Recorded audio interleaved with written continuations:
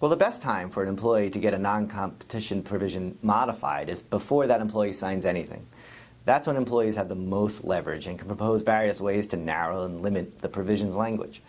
For an example, an employee can suggest that rather than simply preventing the employee from working with any other company within the same industry, or the employee can propose instead to list specific companies and competitors that the current employer may be particularly concerned about the employee working for. But if you have already entered into a non-compete, you may still be able to get assistance or modification from a court.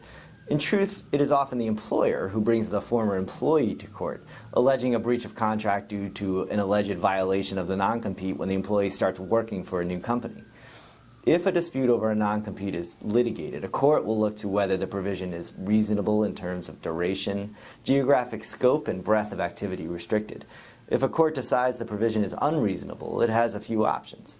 In a majority of states, the courts may apply a reasonable modification, by which the court revises the offending language of the provision, narrowing it so that it conforms to reasonableness standards.